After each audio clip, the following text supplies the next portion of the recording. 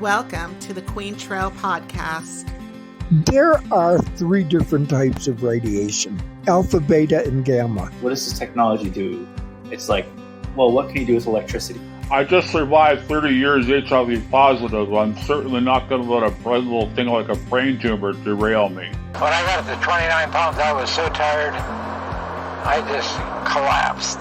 Everything always goes back to being grounded and centered. It's a mecca for cycling, for sure. Struggle is the neutralizing force. And I said, there it is. This is the right family. I got like cold chills. It's one lone oak tree right in the middle of the trail. It's beautiful.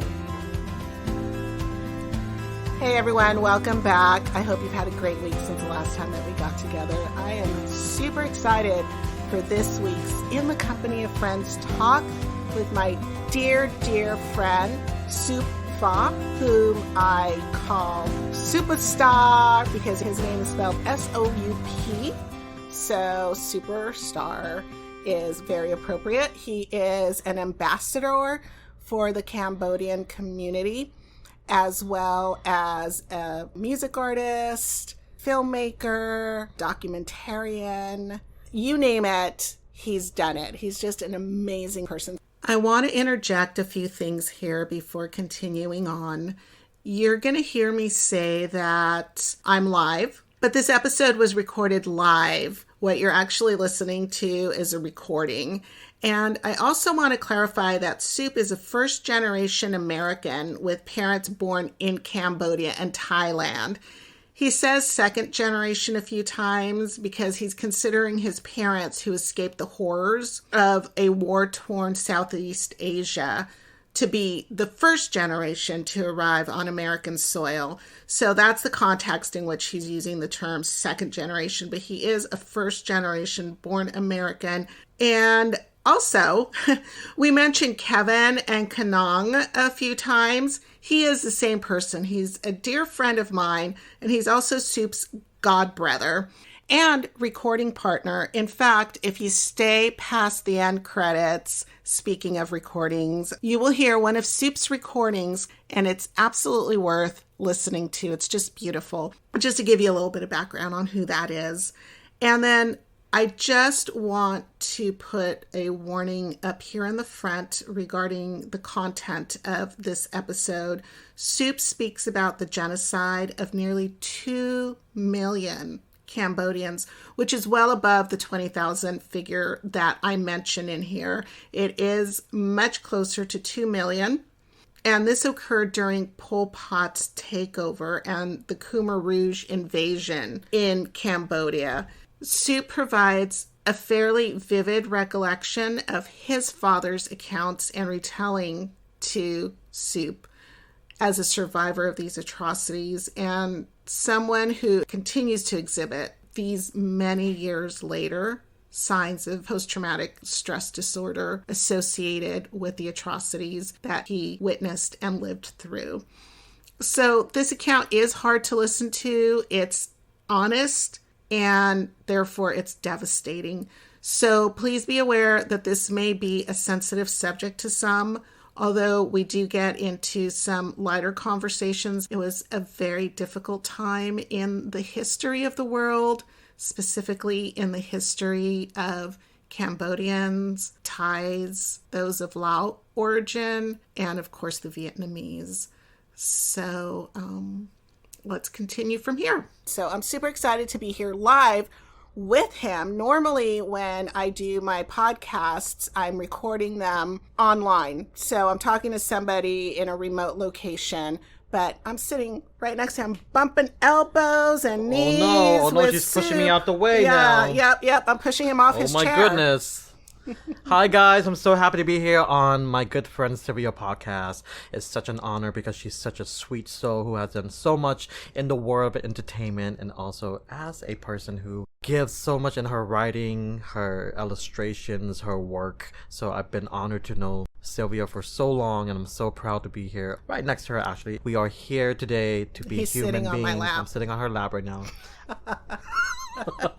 Not really. We're just so crazy. We are just rubbing knees together. We are. So Yeah, so like I said, he is just this amazing person. We've known each other since 2016? 2015. No, 2015. When you first started. Yep. When I first met her, I was like, wow, she does a lot in film. She's just like me. She's creative. She's always creating content, even with social media starting to be such an abundance for everyone. I mean, it was only starting. TikTok didn't even exist at the time. It didn't. So I think we had Instagram, we had Facebook. MySpace was like ancient, so we don't use that anymore. I remember using MySpace a long time ago to put my music on that platform. Yeah, that is very old. YouTube is like one of the biggest platform. Everything that we used to listen to, like this amazing podcast we're on today. You know, so I'm super excited to be here to share my story and to jump into details about what's going on in the world and what's specifically going on in Cambodia. So I'm really happy to dig deep into that with Sylvia here. Yeah, let's get into that, because last night, as I shared with you earlier, I started to watch They Killed My Father First, which was about the Khmer Rouge invasion of Cambodia. And what it really made me realize is that I don't think people think about Cambodia and the other countries as much, because when we talk about the war in Southeast Asia, it is always Vietnam. And Cambodia, of course, is one of the bordering countries.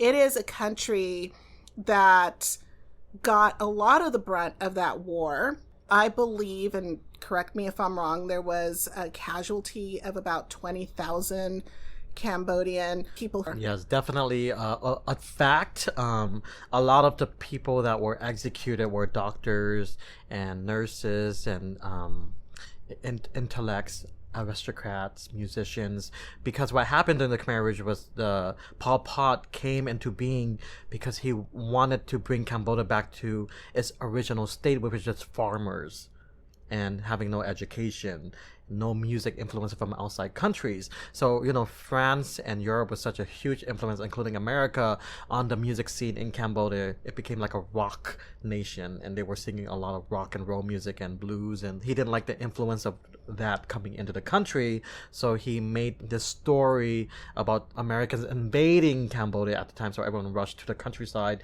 and they were threatened by stories of bombing, which were just rumors by the Khmer Rouge, to get everyone out of the city so they can have more control over the people.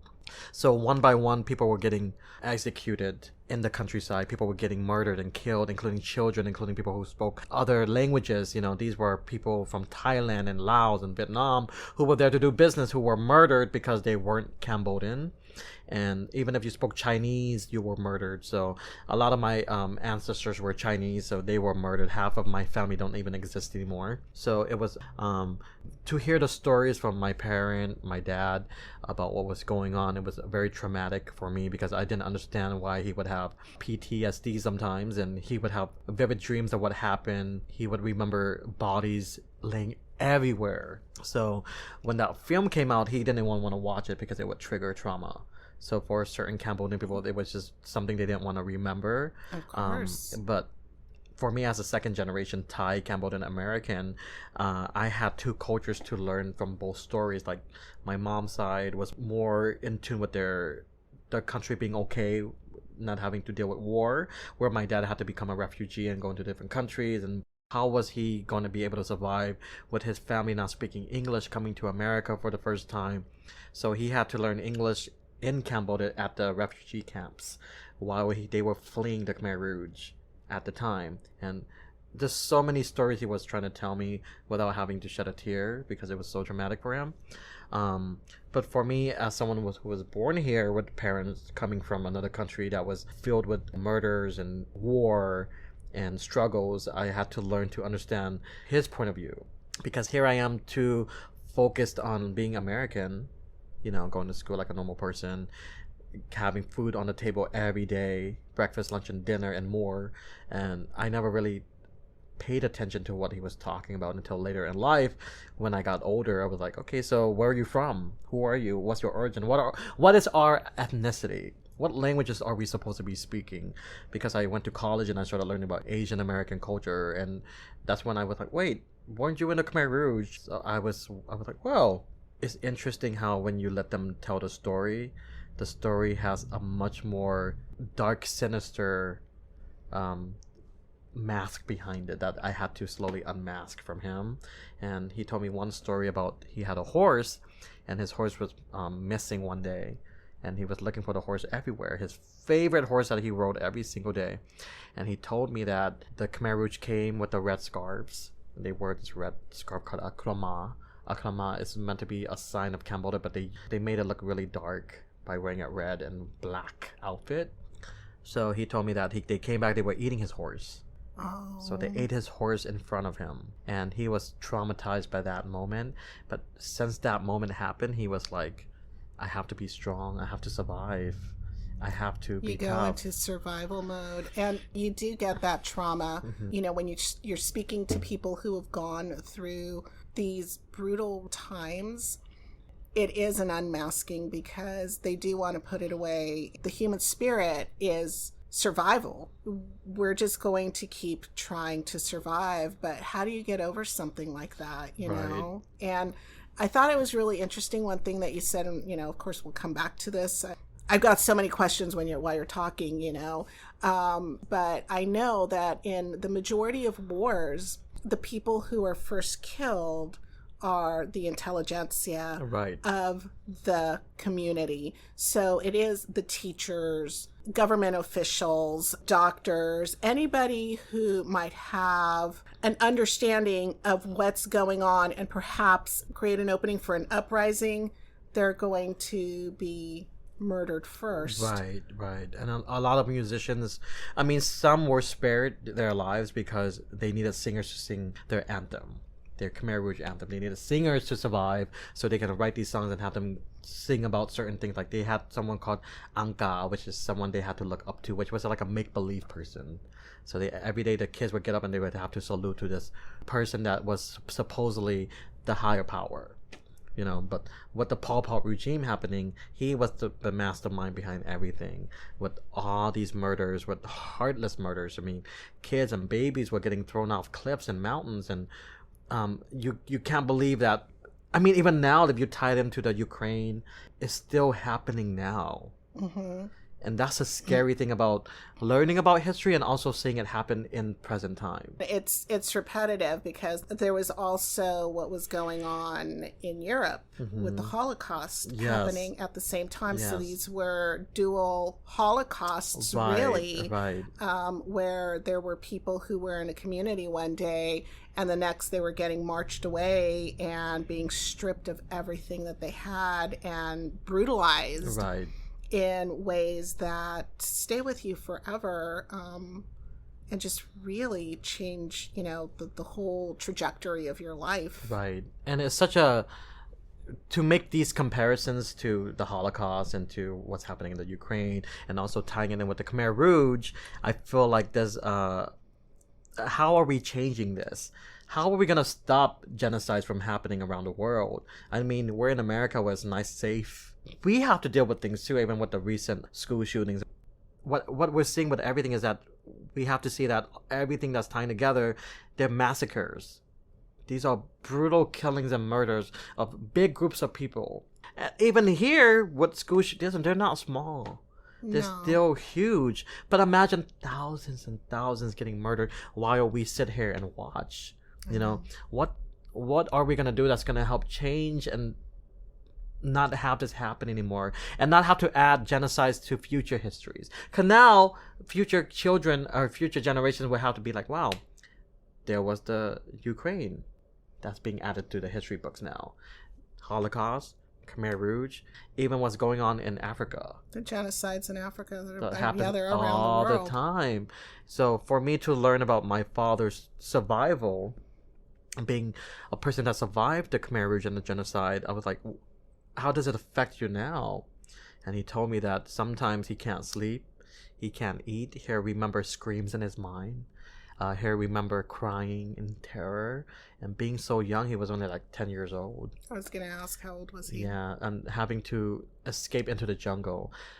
And people should not laugh or make fun of those who are eating crickets or insects, because during that time there was no food provided. So they had to find a way of surviving, which were eating these grasshoppers who have nutritional values. even for me personally, when I found it, I was laughing. I thought it was funny, but I stopped laughing once I figured out why. Because when I was in Cambodia for the first time, I was like, oh my god, everyone's eating crickets and insects and grasshoppers. Why? There's so much food out here. Why are they eating that? Because it was part of their history. They had to learn to eat it, including lizards and snakes and everything that was they could find. Whatever they could find that were walking, they were going to eat it. Because they didn't have any food. Right. That was completely stripped of them. Stripped of them. They were provided like rice porridge, but they only got a spoonful each person. So you were basically being starved to death. You were supposed to die. You were left to die. How long was he in that camp for? The war ended in 1979, and it started in 1975-ish, I believe. 75, 76. Yeah, about 3 years. He was in the camp probably a few months before the war ended, because that's when Thailand opened up their borders.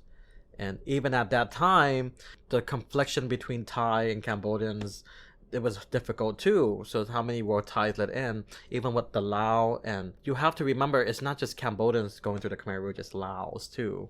They live amongst the Cambodian people in Cambodia, amongst the borderline. So other ethnicities were being murdered and killed and brutalized. My god brother, he experiences with the Khmer Rouge, but he is of Thai Lao origin. But they have been through that war, and when Vietnam invaded, they pushed all the Khmer Rouge out. That's what I've learned in history. And it's, even speaking now is such a sensitive topic that even if I misread a certain thing, I will get criticized. Try to really think about the words I'm going to use, because I could say something and it could be completely misconstrued. So I would say now, if I misconstrue any of the history, please don't take offense to that, because I wasn't born there. I'm second generation American, having an opportunity to live in America because my dad had been through the Khmer Rouge. And so anything I say, like I said, should not be misconstrued, because I'm still learning. So for me, it's all about listening to the facts and what truly happened. So for me, it's everything my dad told me. That's his experience. Everybody has their own specific experience that they've been through. But the story that my dad had given me is what I'm basing my facts on. And it's what he lived. So that's the only perspective that he has to provide you. Was it his whole family at the time? I mean, what was life like before the Khmer Rouge came? They had a great life. His dad was a lieutenant that ran the village, and they had own a farm, they have a business, but they lived in the countryside. So their life was very easygoing. They worked hard, they came home, they ate a lot of fish, they had a lot of lakes nearby, they had little mini stores. It was nice, it was calm. But when the Khmer Rouge came and destroyed everything, it shook everyone's life apart, and he was still very young. So he had a bigger brother that died from not specifically murder, but from starvation. So he had an older brother that passed. He had a total of 12 siblings, I believe, and half of them got murdered and died from illness or sickness. And I think about 6 is left over now, which they all managed to survive the Khmer Rouge. And what about grandparents? Grandparents, his parents survived, and they all came to America. So they were at the refugee camp in Thailand. And from Thailand, my dad learned to speak English, and he learned to speak Thai. But my grandpa spoke Thai already, which is why I can more Thai culture. I can speak Thai, and I learned how to speak Khmer in about 6 months when I was in Cambodia. So I was really touching base with myself. So what he told me was that from Thailand, he learned English from a little book that he read. So nobody spoke English in his family. So he knew coming to America, he had to learn to speak English so he can at least hopefully find a job or learn to communicate. Because look, if you're going to a foreign country that you know nothing about, how, as an immigrant or refugee going to another country, can you imagine the fear of not being able to understand the culture and the culture shock? And this is the time when America was opening up to the melting pot that we have nowadays. We have so much history going on. There's so much growth. But racism still exists, and hopefully we continue to grow from it and learn that every single person has a story, has a history, has a way of life, their culture, their background, who we are, because have something to contribute. Yeah, America is the Native American land. If you're not Native American, you're from somewhere. So we need to learn how we respect others in the way that they struggle to get here and understand their story. They contribute such a huge part of America and who we are today. So my dad ended up in Louisiana. I'm sorry to interrupt, but I just have to ask. Cambodia had a lot of French influence already, right? A lot of right? French influence. Colonial. French colonial. Yes. And you see that in the architecture. You see that in the food. Absolutely. And then Louisiana, of course, has the French colonial influence as well. Did he speak French? That's a very good question because his mother spoke French. So they were able to navigate. But I remember her saying that the French Creole had a different accent. Yes. So it's a bit harder to understand because it was almost his own language at the time. But so because my dad was able to speak English, it helped navigate the family. It's the vernacular of the place. It's like probably certain parts of Cambodia have a different dialect. Yes. Right? Yes, absolutely. So from Louisiana, they stayed there for maybe 3 to 6 months, learning to work, finding jobs, but they were provided resources to learn English. So the whole family was given a chance to learn English so they can thrive. But the best part is my dad already spoke English. So he knew how to help his family. And he's a smart guy. He really picks up really quickly. He's a witty person, which I get some of my wittiness from. So from there, he went to California and they settled. He went to college and worked hard to help his family. He helped keep an eye on his siblings. His older siblings didn't know how to speak English, so it was harder for them to learn English. But later on, he was able to help them get jobs and help them found foundation. With the help of America, with the resources they have, they were able to get food on the table, have a roof over their head, have sponsors who were American sponsors help because they wanted to help. Isn't that amazing? That's the amazing part. So America was truly a great place for them to restart their life and have an opportunity to get away from what they've been through, which was all the trauma that happened during the Khmer Rouge. And how old was he when he got here? He was about 11, 12. So it was my. 10 was when he got to the refugee camp, 11, 12 he got here, and then he reached his teenage age, started working already under the table. Yeah. Trying to find every way possible to make money. I'm first generation American. And my family, they all got their green cards, is what they gave out at the time. So they applied for green cards, got them, came over. But my eldest uncle, Ricardo, came over first. And he checked out New York. And he really liked New York, but he felt like, let me see what else there is in America. And he went from New York to California, and of course, we got these beautiful beaches, and it's similar to a tropical country sometimes, Right. So he brought everybody out, and he got them jobs in aerospace, and I just cannot imagine. Your family had to leave. I mean, there was no way that they could survive that kind of brutality. It just, I just get chills, and my heart goes out to them that they had to live through anything like that. How it's just horrible. But having to leave a country or choosing to leave for better shores and for better opportunities without speaking the language, you're right. That is quite stress-inducing, when you don't learn a language. And, I've traveled a bit, and everywhere that I've gone, I've either known the language or I've learned it before I've gone there. So I always learn enough just to be dangerous. I learned German because I was going to Germany and Austria. I learned Italian, which is similar to Spanish. It's key. It makes a huge difference in your experience if you can at least have the basics of a language. Right. And that's very important because they spoke Khmer at home, but when you're out and about, you're speaking English. But like I said, racism was still it's still huge now, but at the time even worse. So imagine being mistreated and being given no opportunity to thrive because you didn't know how to speak English. But not just that, you are a person of color, and that time things were changing, but not changing fast enough. And that was the late 70s, is what you late said, 70s right? going Early into 80s.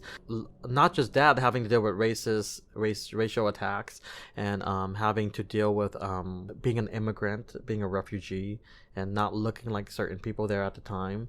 So there's a lot of struggles that you have to face, not just escaping a country that was murdering your people, but coming to another country that you had to learn to adjust and learn to really be part of the people. Yeah, because you're an outsider. I mean, it's like you don't want to lose that individuality, right, but you need to also homogenize into society at the same time. Absolutely. And those are huge expectations of anybody. You know, we take it for granted.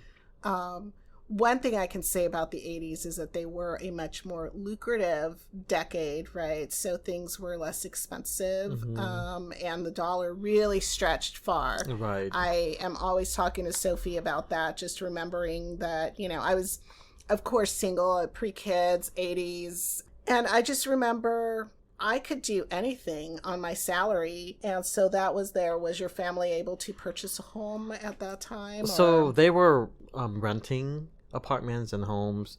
They didn't have quite the sustainable income that they needed at the time, but like you said, the dollar did stretch enough where they were able to buy clothes or put food on the table and have a comfortable lifestyle, you know. So I don't remember ever struggling with clothes or anything, but I remember we used to shop at Payless.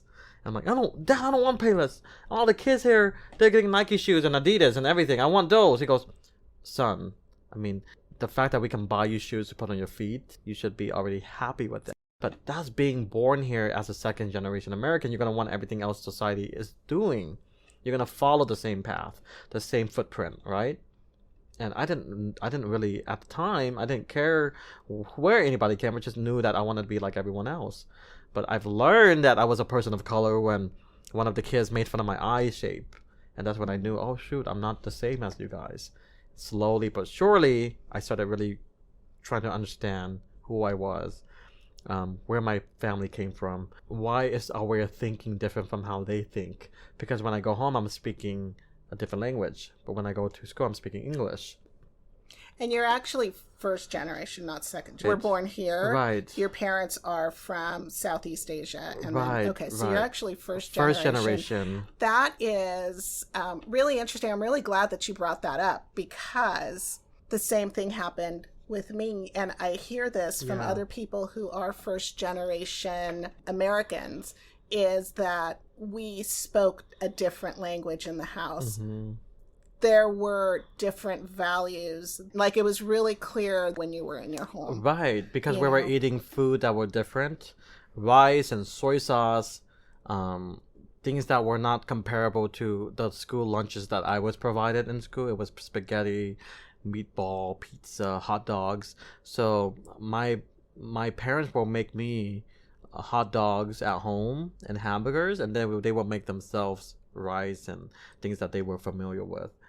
So they wanted us to integrate into American society, because, like you said earlier on, survival of the fittest. How will you survive? We can't have you surviving if you're going to be stuck with our culture. Now you got to learn to have dual cultures, American, Asian cultures. You got to learn to eat both cultures, but also how do we keep you grounded, but also continue to help push you and have you be comfortable being in part of the American society. Right. So I'm like, Mom, I want a hamburger, you know? The parental dilemma. How much of our homeland country do we maintain in this child? How much do we let them go? And at what point are things being lost that are really important, right? Right. So, you know, like, it's really interesting with food. I don't think in Costa Rica peanut butter is a thing. I didn't try peanut butter until I was like 13 years old. And everything that I ate was, you know, rice and plantains and beans. I mean, the stuff that you would imagine that they eat in Costa Rica, that's what was at home. And every once in a while we would get hot dogs and hamburgers too. It's the truth, because I remember certain foods, I didn't know how to eat it. It was just so different from what I was used to eating amongst my peers. Pizza, hot dogs, spaghetti, rotisserie chicken I was so used to. So my mom's like, oh, they don't know how to eat our food, so we have to learn to teach them to eat other people's food. So she would make half and half, but sometimes she'll make rice and I have to learn to eat rice. A lot of fish. So my dad was like, if you don't learn to eat this food, how will you survive when we go visit our country? I'm like, oh, okay. So eventually I learned to eat both. I would eat some here and then switch it off. But that also helped me grow as a person. I was like, wow, I'm come from multi-roots. Keeps you connected. Keeps me connected to who I was. And I think a lot of Asian Americans will use the term whitewashed. But I never considered myself that because I wasn't. For me, the definition of whitewash means you are just embedded into 100%. I'm American and I only speak English. But the one thing I didn't understand was why were they so proud to be whitewashed? Why was it so a thing, you know? I'm whitewashed, but they sounded so proud. So I remember being in college and having this one gentleman go, "Hi guys, I'm whitewashed and I don't know how to speak my parents' language." But he looked so happy. I'm like, I'll raise my hand and go, "Well, I was born here too, but I speak 3-4 languages. Does that make me whitewashed or unwhitewashed?" And they just turned and looked. And I said, I'm very proud of where my parents came from. I'm proud of the culture. I'm proud of the clothes. I'm just extremely proud of my roots and who I am as a person.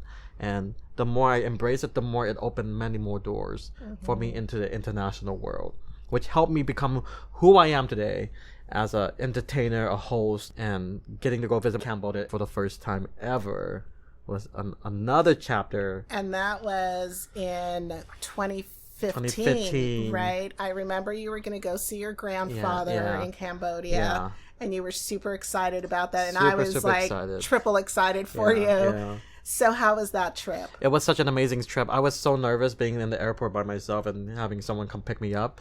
But the culture was so different. But what I saw different from here was people's love. It was such a loving country. They didn't have much. They didn't have TVs. They didn't have money. They didn't have like beautiful restaurants like we do here. The difference here is that people here, we don't really talk to one another. We just kind of keep to ourselves. But over there, people was like cooking on the market. People were dancing and singing and having a blast. And I really enjoyed it. I was like, this is so cool. There's so many different colors and the languages and the dialects. And I had an explosion of like culture shock, but in a good way. People see culture shock as like a negative thing sometimes, but it's not. Culture shock is like, could be positive. I'm like, wow, this is mind-blowing how life is here. They're eating on the streets. They're talking in a different language. And I really learned how to use the language of my roots, you know, and I tried my best to speak it. But the most important thing that I learned was the history. I got to visit the museums where they were killing people in the Khmer Rouge. I got to learn about what it was like being on land. But I went there to learn the culture, but I didn't expect to become an artist out there eventually. Right. And I'm a singer before anything else. I've learned to sing all my life. I've been singing since I was 5 years old, and I was always looking for some kind of way to create the kind of music I wanted to create, but I wasn't sure at the time until I was in Cambodia and I found my niche. And it was singing. It spoke to you. It spoke to me loudly, and put out some controversial songs and got kind of in the hot waters a little bit, but it showed people that I was here to speak about the true conditions of what it was like living during the Khmer Rouge. And some of the songs were touching base on that, murder, killing. And I remember you also wrote a very touching song about your grandfather. I wrote a song about my grandfather, about how he went missing and we never found him again. And the song is called Snipe Butt, which in English it means true love. So when they were separated in Khmer Rouge, I sang about my grandma calling out for him, and he never responded. He didn't know where he was, and that was what that song represented. And the sad thing is he was never found, and we still don't know what happened till this day. But that song was almost like my tribute to my grandpa that I never got to meet, but I knew his story. And my grandma, before she passed, it meant the world to her to hear that story, you know. So I had a question about that, and I got touched. It was really touching that you went and did that. While you were out there, how much recovery of the countryside has occurred? How much rebuilding? How much taking back of the independence have the people achieved? So a lot of it is coming back. They're still working on de-bombing the country. So they have these beautiful rats that know how to smell and detect bombs. And they would go in and smell for bombs. They would dig them up and de-escalate the bombs and defuse it. So there will be no more bombs. So the country is recovering about 40% now of bombs have been defused. So they've neutralized 40% of the bombs that have been buried in the country. So are there actually bomb fields? Absolutely. There's a lot of news about kids and adults getting amputated by these bombs. They're losing their legs, their arms, and this is happening on a daily. But the country is in a program to help deactivate these bombs, so we're not going to have to deal with people losing their arms and legs anymore. A lot of the time this is happening in the countryside. And this is the legacy of war-torn countries afterwards, where these bombs are everywhere in the ground. And the cities itself has recovered from this time period, or is it a thriving place? It's becoming a lot better. It's more international investors coming in. So although they might be losing their identity a bit, it's controversial. Even me discussing this topic is controversial because yes, we are getting funding from other countries and whatnot, but is Cambodians holding on to their identities? So it's still definitely in the work. It's a balancing act, yeah. But if you ask me physically how Cambodia is, it's looking beautiful. There's a lot of beautiful buildings, a lot of restaurants that are matching here. I wanted to go back to what you were talking about with the fact that the refugee camps, when they were in these brutal, just horrific conditions that they had to withstand, and like you said, a lot of people died of starvation, they had to start eating the insect life, or whatever life was there. They became hunters of these smaller species. Right. And one of the things that you told me, because when you came back from your trip, I just have to tell this story.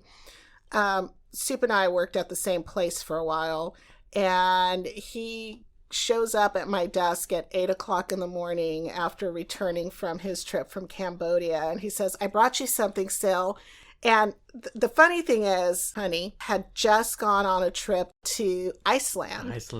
And she came back and she brought me this amazing Icelandic chocolate bar. It's been 2015, it's been years, and I can tell you that was one of the best chocolates that I'd ever eaten. Normally I did not share that chocolate. It was so good. So the following week, here's Soup going, "I brought you something, Sil." And I said, "What's that?" And again, it is 8:00 in the morning. And he goes, "I brought you a tarantula."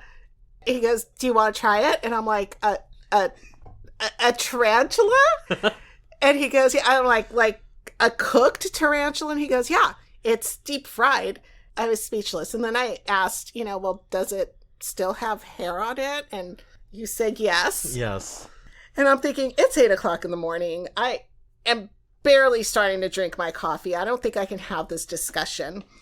And and then finally, I told him no. And then I had to ask, because I get this sense, I get FOMO.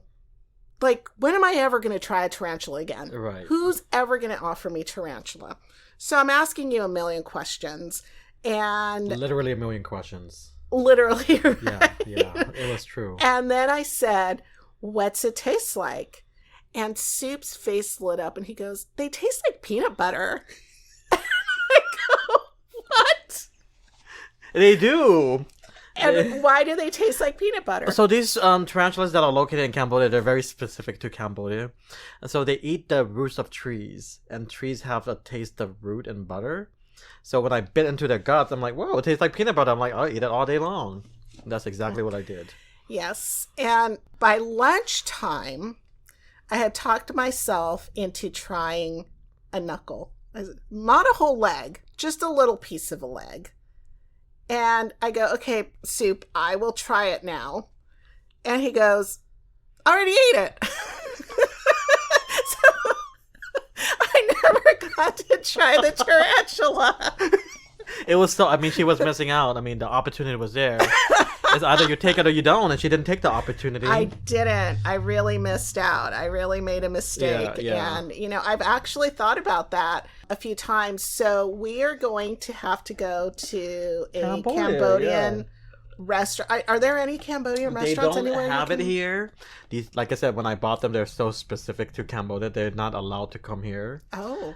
So like, you're missing out. You're really missing out. So I'm now. gonna have to actually You gotta go to the Cambodia country. So I'm with you. gonna take Sylvia with me to Cambodia. So when I'm on my little music tour, she can go and try some unique food. Yes. And I think that would be a great. I mean, like I said, Will film me eating a knuckle. You're not gonna That's die from eating a tarantula, you know. No, but I might feel like I am. Yeah. I'm hoping that. But you know, a lot of what I've learned was, you know, when you're an immigrant or someone coming from a different country, you have a mark on your arm. My dad had the mark of when you have some kind of shot, and these shots are really strong, so they leave a mark here, and everyone like.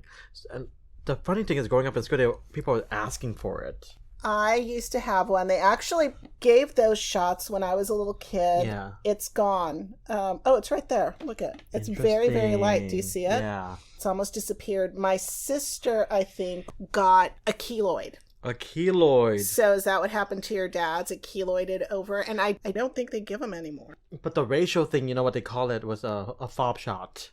A fob shot? Fresh off the boat. And that was the racial term they used Ooh. back in the days, you know, so... It's interesting how certain things can be masked up or cloaked, but we have to be careful what we say to certain people, you know? Yeah. Okay, so in 1972, smallpox vaccines stopped being a part of routine vaccinations in the United States because they actually eradicated smallpox. Right. So some people do have a scar on their arm. I have a small one.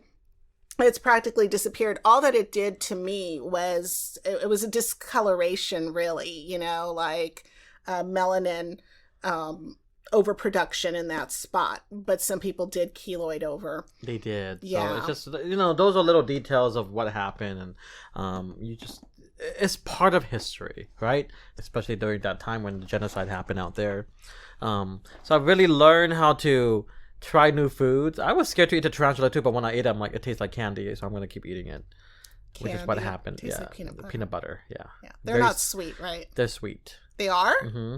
They're sweet and tasty and delicious, and I would eat them over lollipops these days if they have more in abundance. Really? Yeah. Okay, I'm gonna have to try a little piece. And I don't understand how she would want to try a leg out there, all that traumatization during in the morning of 8 a.m. She goes, I'll try a leg. I'm like, it's all gone now. Too bad. Yes. Yeah, no more for you. I think it was about 11 o'clock by that time. 11 o'clock, she was ready to try some spiders, and I'm like, no more for you. So he comes back with like dried shrimp or something like that. She tried the dried shrimp that I brought over. Yes. So we go, Sylvia, it's not gonna bite you. It's dead. She goes, it tastes kind of interesting, kind of good. I'm like, absolutely. Salty. Come on now. It was salty and a lot of umami. A lot of umami taste to it. Yeah. It's very unique. What the dried shrimp? Do you rehydrate it for soup, or does it get sprinkled on? It gets sprinkled on salads. Oh, and, okay. There's something called a papaya salad that's really good. Oh, I've had or papaya chicken feet salad. I've never had that. Chicken feet is really good, you guys, if you never tried. I mean, it sounds unique. I mean, people would first think, oh my god, what did that chicken walk on? But once it's nice and clean and skinned, it tastes delicious. Soup, you're going to turn people's stomachs with some of this food.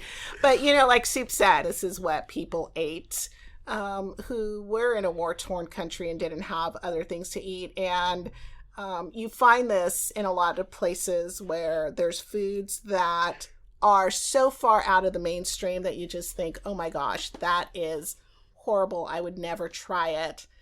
But that is somebody's food, and so you do have to be respectful of it. Yeah, everybody has different foods in other cultures. Liver and onion in America. There's so many different things that you have to try. I didn't try peanut butter until I was like 13 years old. You know, because you've been eating food from your background, your culture, your history, your family, what they cook at home. Right. You know, so and now I can't get enough peanut butter. Peanut butter is so good. Stuff in the world. But you know, apparently I already like tarantula. There you go. I already got a palate for spider. She's ready to try spider now, and I think after spider she'll try the snake, cobra, everything that comes. A bat maybe. I know you're getting a little a little ambitious there. I'll start with a little tiny bite of spider. No, but maybe going to Cambodia for the first time and being given the opportunity to compete on a TV show and winning a record label, I was like, Okay. Was that in 2015 that you won the record label? 2018. 2018, when I came you went back. Yes. So when I went back, that was the doors open wide, and they were like, "Wow, this unique person with when they speak Khmer, they have an American accent." They're like, "We don't have that quite yet out there." So many more doors started opening, and the song I auditioned was the song "There Goes My Heart," and I sang that song live on television, and people just blew their minds, and it was so beautiful. And because I pursued American music for a long time, I was really fighting for my dreams here, but for some reason, doors kept closing, open and close, open and close. I kept getting rejected, so I was like, I'm gonna take a vacation and learn to sing other different kind of music in different languages, which I did. And after that, I started learning to sing in other languages, and it blew up one by one. One of my songs hit, I think, number 7 on iTunes, Cambodia. And that was a big milestone that I was like, dreams do come true. That's huge. And, people forget that there are other markets out there aside from just the American market. Yes, you can get 150 million views out there and still make money and still be able to have a business, and just like you do here, right? It's okay to look at other markets. Right. You gotta be strategic. You gotta be smart. I went out there for fun and I learned something new. That you can still gain a huge following. How many people can say that? Not many. And I think that speaks to not just your open spirit, but, your adventurous spirit for trying new things, for just opening yourself up to what's available. And I think it's really important to do that. I mean, imagine being told all your life that you weren't good looking enough, you were ugly, you couldn't sing, you couldn't dance. And then finding people that saw your talent and what you're capable of doing. I got to go on tour, perform for like 20,000 people that I never knew I would be able to. And that's when I knew that any dream is possible if you put your mind to it. Never doubt yourself. And, we're going to go into the topic of mental health. Believe in yourself. Surround yourself with the right people. Tell yourself that you're capable. Keep learning. You can never stop learning. You can always learn to better your craft. You don't have to put a little, I'm done. Just keep working at it. Even if no doors open, just don't focus on that yet. Right. And then I got a touch of fame. I didn't know how to deal with it at first. I was like, oh, this is so cool. People know who I am. And I'm like, wow, this is interesting. But the fame thing is not as important as the work that you put out, because you're getting critiqued left and right. I'm getting negative comments, positive comments, people telling me that I don't sound right singing in the language, that I'm not authentic enough. It was really hurtful at the time. That's when I shut down. You can't sing in a language clear. You're half Thai and Chinese. You're not part of us. You're not authentically yourself. And I said, well, I'm sorry, but the world is changing. The world is shifting. So I started singing in Thai and Cambodian. And I would blend 2 songs. And I'd be like, please learn to love me for who I am, because this is who I am. There's no other way to present myself. But then I did something controversial. I wrote a song about the genocide along with my team. And this song, it was either getting like a bad press or good press. And people were like, this is really sensitive topic. There's no in between. This is either going to go bad or going to go good. People were like, you're going to trigger trauma, people. You're going to cause people to have PTSD at its worst because you're singing about brutality and murders and this and that. But I said, but I'm so sorry, but I have to sing about my life. That's what I want to be as an artist. I want to sing about real life situations. Authenticity. That song blew up. One of the biggest songs for adults to listen to. This one woman came up to me at a laundry shop, and I was sitting there in my pajamas. She comes up, she stares at me for a long amount of time, like, what is she looking at? She comes and goes, your jammies. Yeah, my jammies. I was like, my hair's messed up. I just got out of bed, went to do laundry. And then she came up and she was like, are you him? I said, who? Are you the guy that sang that song about the genocide? I said, yes. She gave me a big hug, started crying. She goes, thank you so much for acknowledging what we've been through. Because my children, they don't care to listen to me. But for a young person like you to listen means the world. That means you guys are paying attention and you don't forget what happened to us. And ever since then, my passion just kept pushing for more. I wanted to make more music. I think it's important to acknowledge those things. You know, I did an episode early on while the podcast was still evolving into what it is today. Sophie and I went to see the Tupac Shakur exhibit in Los Angeles, and it was just a phenomenal exhibit. And one of the things that, and I'm not comparing you to that, but in a sense, there is that understanding that the realities of life need to be presented. And he did that. He did not shy away from anything. He didn't shy away from the brutality of the inner city. He didn't shy away from the racism against Black Americans. And, you know, so he's got a lot of, he had a lot of controversial songs. They were about the difficulties of life. And I think as harsh as they are, issues, these topics that are so hard to talk about are now being sung about, and they're making their way back into prominence and importance, and just, hey, here is some history. There's a historical documentary type of quality to it.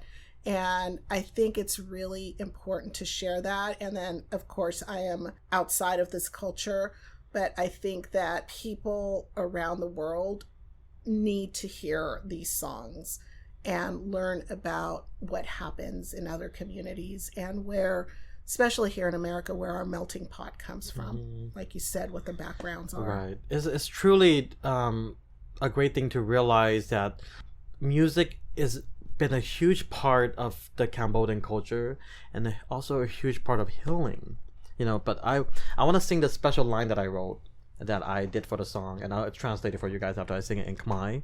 This is the genocide song that I did, and I'll explain to you what the lyrics meant to me, okay? Pokyum my strike the place the by o la han go to go kim in skull they sung my don loon grab give you to a bab the online jung. So that song dictates, and it translates to, as my father cries out, as the blood sheds through his heart, emotionally and physically, seeing people get murdered and killed, having his mom concerned, because at the time family was separated. Some were sent to this camp, mom was sent to this camp, females were sent here, males were sent over here. So I wrote that song in line with what he told me, and that specific line hit a lot of hearts at the time.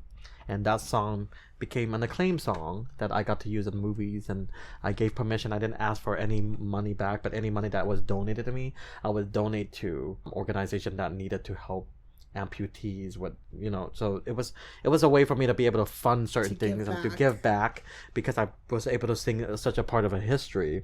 And that song was I'm such a goof sometimes. I'm such a goofball, but when it comes to serious matters, I have to knuckle down and be serious in the song. And I was goof around in the studio all the time, and my producer's like, "Can you stop it, or can you really focus on the story?" And I'm like, "Okay, take a deep breath." But now you can hear the authenticity when I sing the song. Absolutely. I get teary-eyed, I get emotional, because now I'm singing about my dad's story. So that song means a lot to me. It's on iTunes now. So you guys can find it there if you want to give it a listen and feel the history. You guys might not understand it, but it does talk about the history of the Khmer Rouge and the genocide. And we'll put a link in the show notes for that. Yes, and I shot that music video at the Angkor Wat. The Angkor Wat is like a beautiful, it was used to be part of the 7 Wonders of the World. And I was given permission to shoot there, and nobody was there except me, so it was like a spiritual awakening. And I was, just really feeling the energy of that earth and what I was going through. And looking back on it now, I'm like, wow, I did that. Even till this day. So like, whoa. But I have so much more chapters to tell. And I can't wait to share with the world what we have coming up. And you're so good at connecting people with their roots and who they are, and expressing it in such a vibrant way that I'm really looking forward to seeing what else you're going to do musically. But you're also an official ambassador. Right. So I work closely with the Royal Family of Cambodia. I'm a trusted ambassador for them. I do a lot of special events that they invited me to. I'm going back in October. There's a royal family gathering for the Queen and the Princess, and wow, speaking about, I'm like, honored. What an honor to be doing something so at that caliber. And me coming from this little humble Long Beach, California, that's why when I tell people dreams come true, I'm humbled by what I'm talking about right now. I feel so overwhelmed because I've never seen myself as capable, because I've been told all my life that I wasn't good enough at doing what I was doing. So when I learned that I was being given this big project, I said, me? Like little old soup? I get to do this? It made me feel so happy, and I think right now it just hit me what kind of project I'm working on. It's a big deal, and I think that there's that generational shame. Yeah. That regardless of whether you understand that you are not in that situation, it follows you. It's something that you hear from many cultures, that there is a generational shame that follows, or a generational trauma that follows, and that integrates into the fabric of your being and your psyche, how you see yourself. And I think that I would venture to say that for you specifically, like, it's time to drop it, because despite everything that your family went through, despite the horrors and the trauma that your father experienced, and then just the going from that, almost like going from the frying pan and into the fire of coming to America, right, and then trying to navigate those waters and finding stability here. Your parents just created this great foundation for you. Amazing foundation. I got to go to college. I got to get my degree. I got my bachelor's. It's not easy. I was the first in my family to graduate college. Of course. So to be able to first out of 6 siblings to get a bachelor's degree, it meant so much to my parents, and they were so proud of me, and they've always been such a huge support, and even supported my music career. They're so encouraging that you are now thriving, a royal ambassador. Yeah. You are thriving. I mean, you're a host of a TV show. So I have Khmer TV supporting and sponsoring me. They've given me so much resources to succeed and be successful in my host on my TV show here called A Taste of Soup. So my show brings a lot of celebrities on, where I talk about certain things and certain topics, and I'm gonna have Sylvia on my show, so she can talk about what she does. She interviews a lot of people, but she has her own story to tell. So I can't wait to dig deep. It will be like a crossover thing where I'm on her podcast, she's on my show. So I can't wait for that to happen. It's such an honor that I get to be on. I'm honored to be on her podcast today, because she's allowing me to speak from a genuine place, because I have a small circle of friends who I trust, and I trust Sylvia with all my heart. She's so sweet, and she has a huge heart to give, and I'm so happy to see her podcast getting so much bigger and better, and that's why being here to talk about my story, I'm so honored. And with the Cambodian TV show, working with the Asian World Film Festival, you guys can see why I love Soup so much. Thank you, Soup. It's just been we can relate to each other on so many levels: music and film and filmmaking and producing and directing. Just the creative output. If you're ever around creatives, those of you who are creatives listening, you know that one of the biggest things is collaborating and really sharing that joy of creating something new with somebody else, and bringing all of those ideas together and creating something that's absolutely unique and powerful and brand new to put out there. It's amazing. We have so many resources that we could do together. We can have a lot of writing, and most importantly, there's a lot of projects coming up with music, and the new record will be coming out very soon. So with Sylvia here, I get to kind of be excited for what the future has to hold. With production-wise, I'm working with my team at Bermuda Triangle Entertainment. They're the top producing, directing company in the world with 60 million followers. So they've been really supporting me with my work and my music. I want to let every artist know out there that you can succeed creating your own content. You don't necessarily have to be signed to any record label. You can make music and still succeed. Many TikTokers have become celebrities with no representation whatsoever. So please never tell yourself that you're not capable, because that one video you decide to make could blow up and be the next viral thing. Viral. Absolutely. And I think one of the things I was going to say earlier, when you said that the doors seem to keep shutting, you were trying so hard to get your career off the ground here in America, and it didn't happen until you went to Cambodia. Right. It's all about audience as well. Don't ever think that because you're not getting the response that you're looking for, that it's you. Sometimes it's the audience that you're trying to reach. And when you find the right audience and you have that talent, of course you have to have the talent, you have to have the spirit, you have to have that energy, you have to have that positivity about you. When you find that audience, it clicks. It clicks. And the magic happens. Right. And now it turned around. Like, I'm coming back here getting known. Back to America now. Yes. It's doing a turnaround. Just like with BTS, the Korean boy band, with the girl band, the Blackpink. So, with their group, they got big in Korea, but now they're huge in America. Right. So, that's the strategy right now. K-pop. It all started over there. And, I see that with a lot of the shows, like Squid Game. That started, I believe, in Korea, and it came over here. Yeah. And there's other big deal shows. Speaking of Squid Game and Parasite, I just interviewed them for my show. So did you really? really? So a lot of major people have come onto the show, and I'm really blessed to be able to work with them. So that was Bong Joon-ho. Yes. Oh, Parasite was amazing. I was so blown away by that. It had so many elements of Alfred Hitchcock and just the suspense, the cleverness, just the whole strategy that went into this story. If you haven't seen Parasite yet, it absolutely deserved every award that it got. It was just such an amazing film, and I'm so glad that you got to. Shout out to the Asian World Film Festival, which is allowing me to be part of the committee and having me attend all these events to be the host. I wake up every day. I'm like, wow. Pinch yourself. Yeah, I pinch myself. I'm like, every single day something's happening. Something great is coming up. Something new, something cool, something wonderful. Where, like I said, if you never give up on yourself, and you don't listen to the naysayers, you will get somewhere eventually. Right. It took me almost 20 years to reach this age where I'm almost 36 now. But then the flowers start to bloom. Old. I'm so old, you guys. Like I'm, like I said, Kevin and I are halting.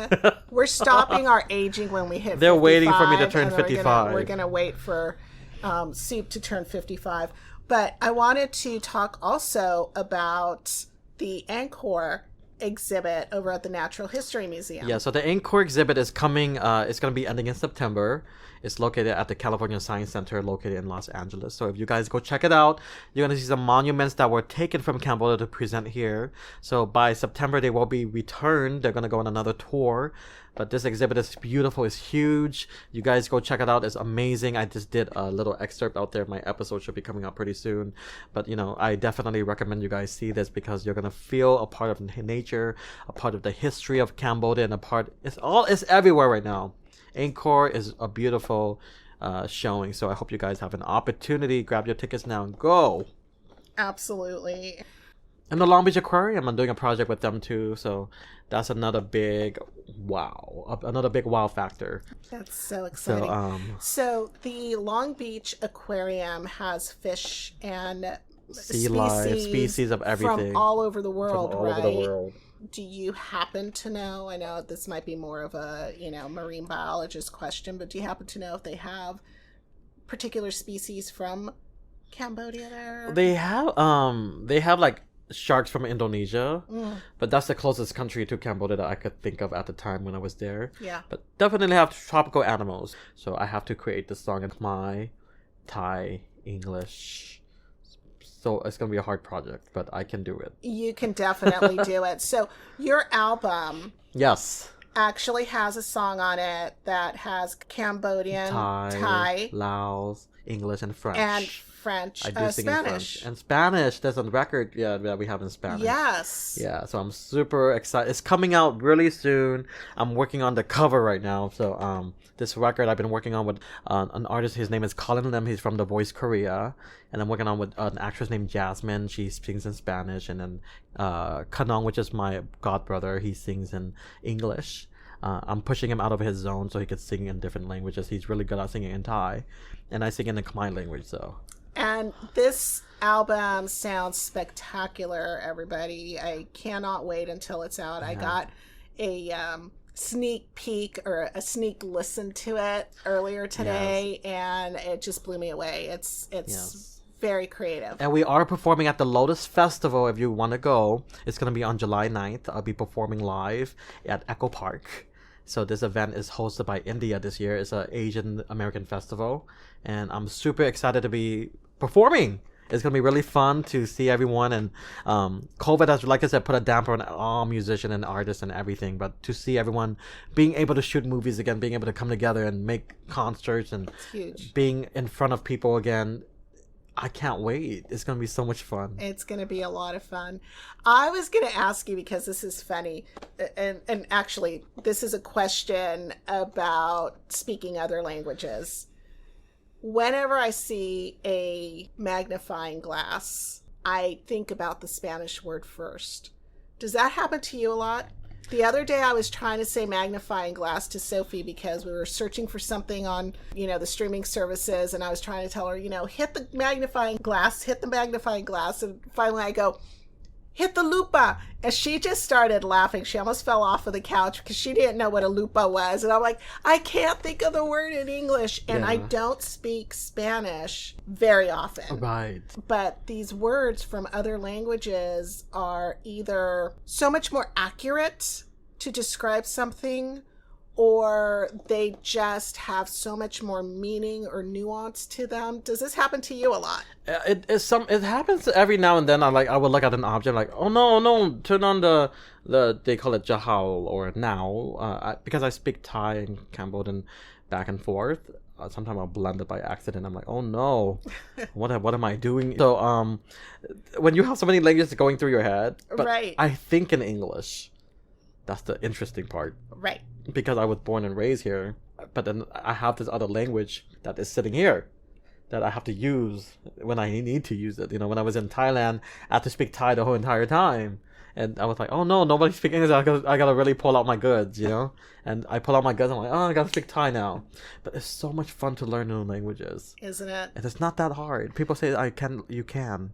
You can learn it at any age you want. It's so rewarding, and there is a sense of accomplishment when you can order things in that language. Like I said, I learned German, and I've forgotten most of it, but I remember we were in Salzburg, Austria, and everything shuts down on Sundays. It's a very religious town. In fact, they don't say Guten Tag, they say Great God. Great God. Or God is great, Groß Gott. Everything's shut down on Sundays, and I needed food for the next day, and I was able to go into a bakery and order Brötchen, which is bread, and the types that I wanted, and a couple of other things. And it was really funny because at the end, I told the lady, Dankeschön, and she goes, you're welcome. And I'm like, she heard the American accent in there. But I think she said it with a big smile on her face and a little wink. But she really appreciated the fact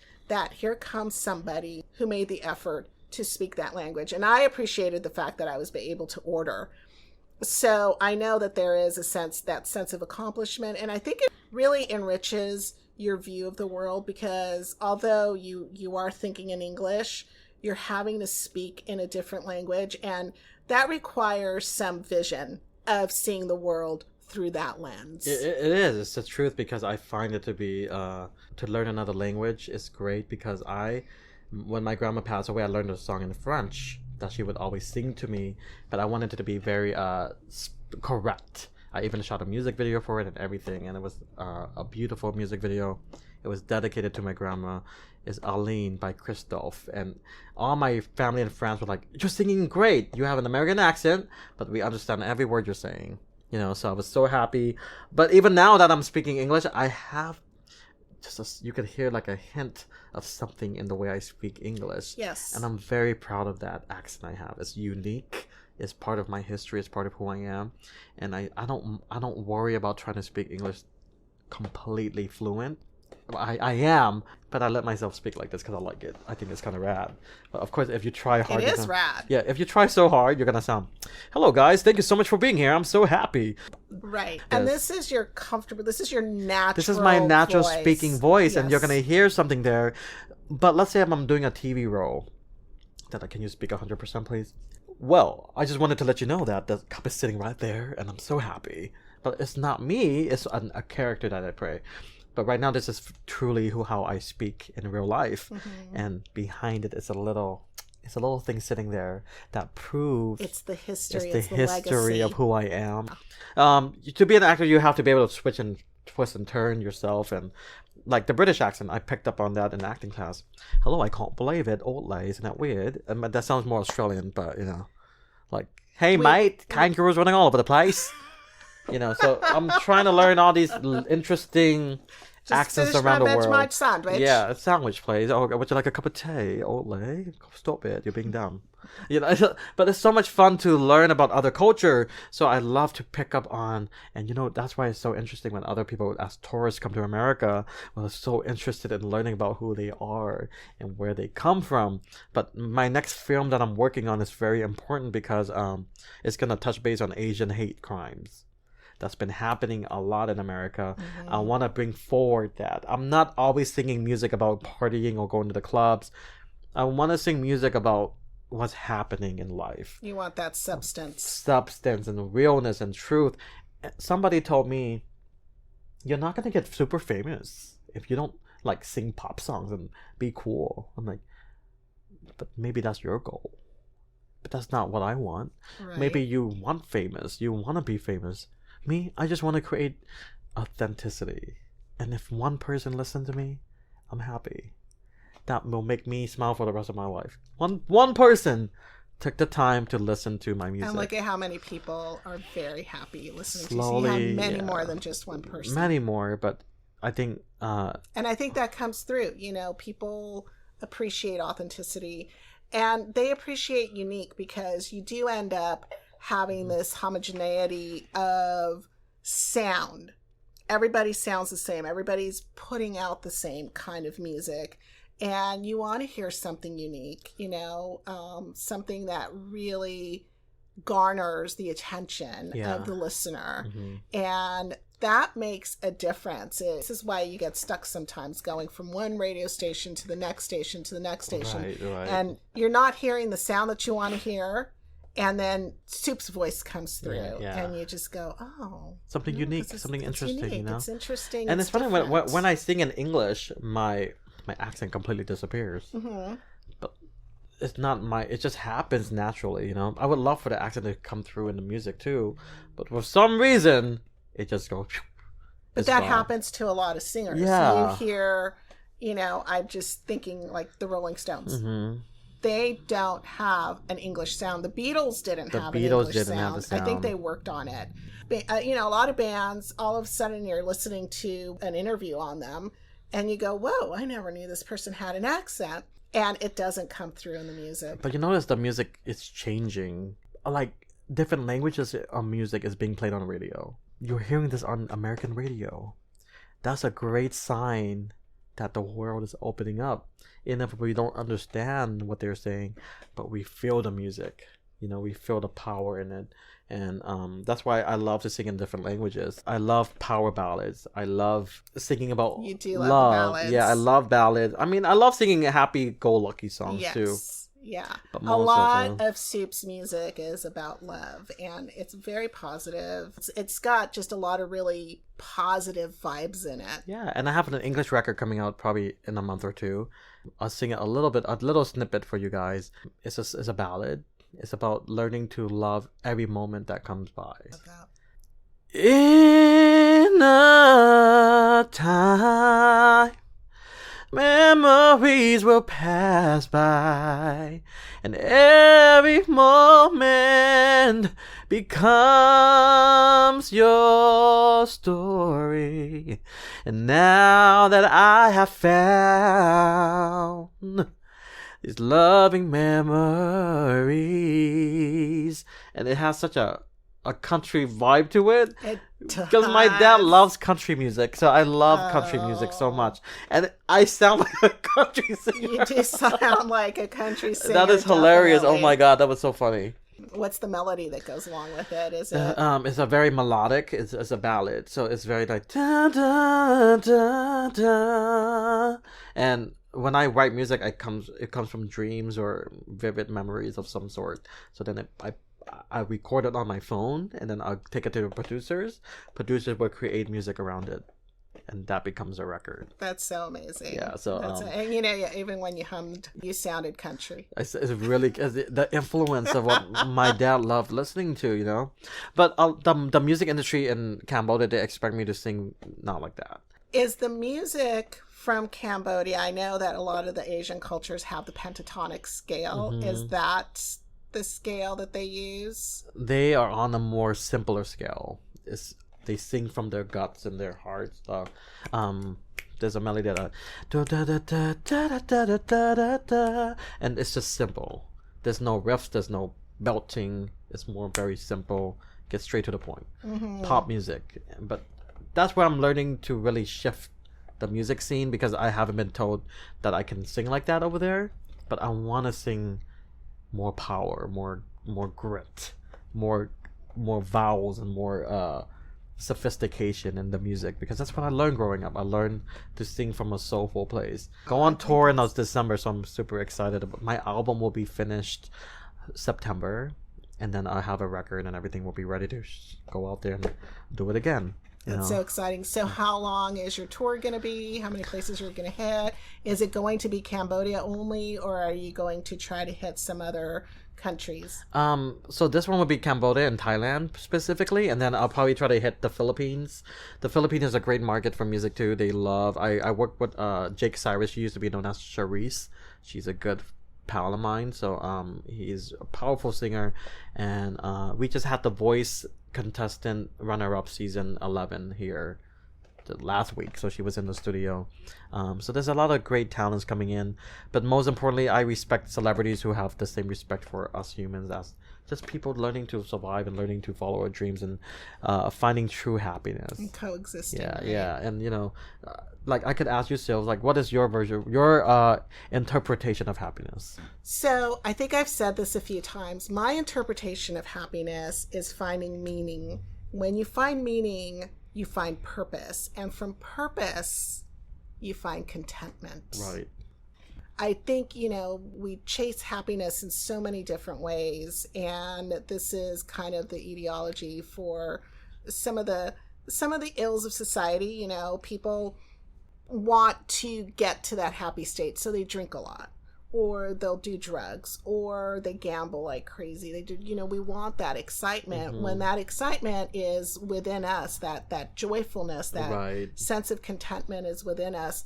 When we see things that matter and we pursue them and find that purpose, that aha moment is incredibly joyful. And to be able to immerse yourself into something like that, especially to be able to immerse yourself into something purposeful with like-minded people and be able to create positivity into the world and be able to create just this collaborative joyfulness, you do find contentment there. Yeah, so it's a very complicated question too, because sometimes I don't know what makes me happy, but I've learned that people make me happy. People that I enjoy being around, that uplift and support each other and are always there for one another. Because, you know, we're a social species. We require the social interaction with people. And I've been blessed with the right team. I've been taken advantage of a lot in the industry, but the music industry is slowly shifting. And if you're smart and you pay attention to details, you don't have to fall in that predicament. You can. That's why all the projects that I have coming up are just lined up with the right people. It's been a huge blessing in disguise. When you lose one project, another one comes in. The universe, like you said, you mentioned the universe, right? It will balance you out. Sometimes you need life to save you. You need so those the shifting balances of life sometimes will shut an opportunity down, but present you with another one. And also, you know, like you said, surrounding yourself with the right people, right? And it just takes that discernment that you were just talking about, you know, and understanding what it is that you want, understanding what your values are, what you value in others, and just, you know, bringing it all together so that you have a winning team, so that you have this winning supportive community around you. Yeah, that's why it's such an honor to be on your podcast and to talk about all these topics I was able to share. And I think there's going to be a chapter 2 coming up because I have so much more to jump into, I think so. So I want you guys to stay tuned. I'm so blessed to be here on Sylvia's podcast. Everyone stay tuned. There's so much more she has coming up. A lot of things are coming up. Everyone can learn. We can learn from each other. Definitely. If we open ourselves to learning, anything is possible. So thank you so much, Sylvs, for having me on this show today. Well, thank you for coming on. I am eminently forever honored to count you among my friends because she's family. We're a complete family. Yeah. And he's very silly. The next one will be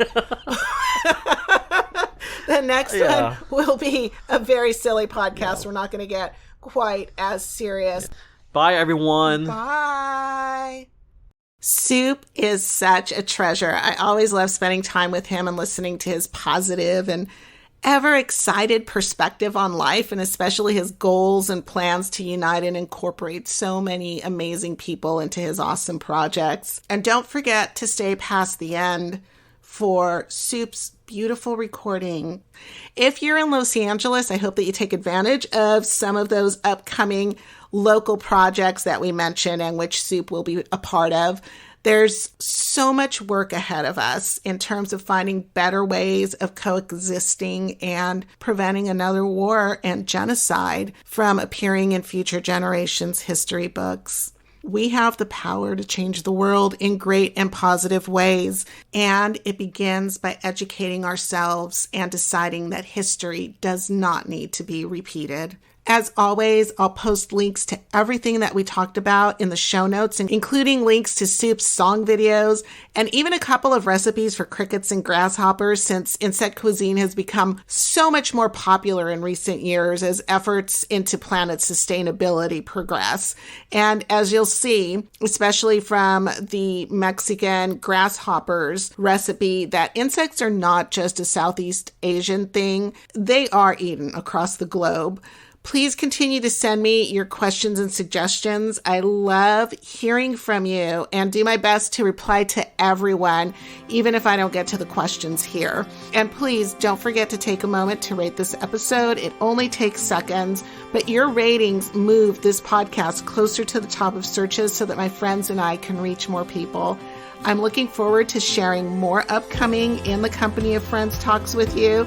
So be sure to follow me on the socials and the .com, all at The Queen Trail Podcast. That's TheQuaintrelle Podcast. I am Sil Annan, The Queen Trail, and until next time, I wish you passion, grace, adventure, courage, kindness, integrity, peace, elegance, and beauty.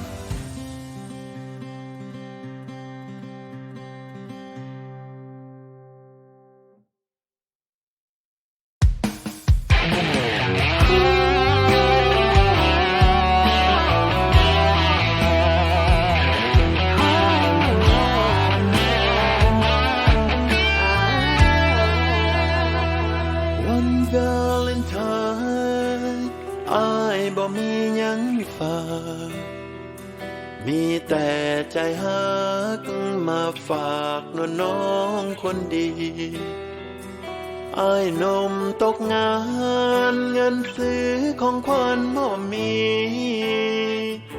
มาหาวันนี้บ่มีดอกไม้ช่อ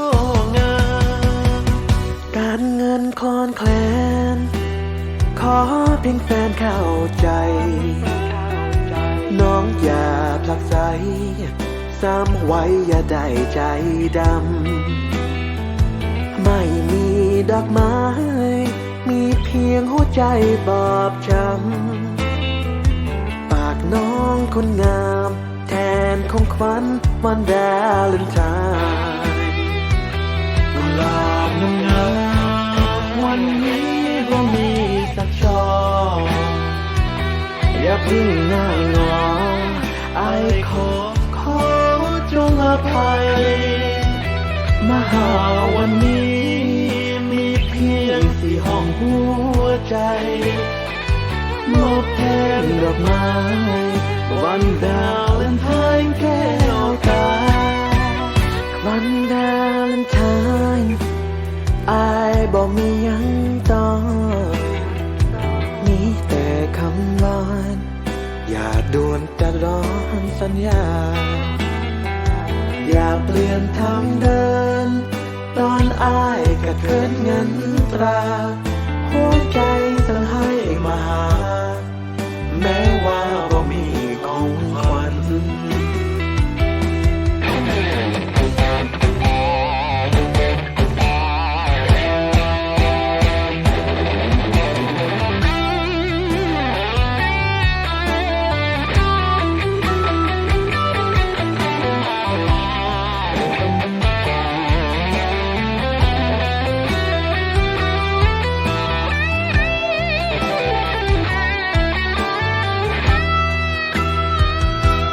ลาบงามๆวันนี้ก็มีสักช่ออย่าพึ่งหน้างอไอขอจงอภัยมาหาวันนี้มีเพียงสี่ห้องหัวใจมอบแทนดอกไม้วันวาเลนไทน์แก้วตาวันวาเลนไทน์อายบ่มีหยังตอนมีแต่คำวอนอย่าด่วนตัดร้อนสัญญาอย่าเปลี่ยนทางเดินตอนอายขาดเขินเงินตราหัวใจสั่งให้มาหาแม้ว่าบ่มีของขวัญ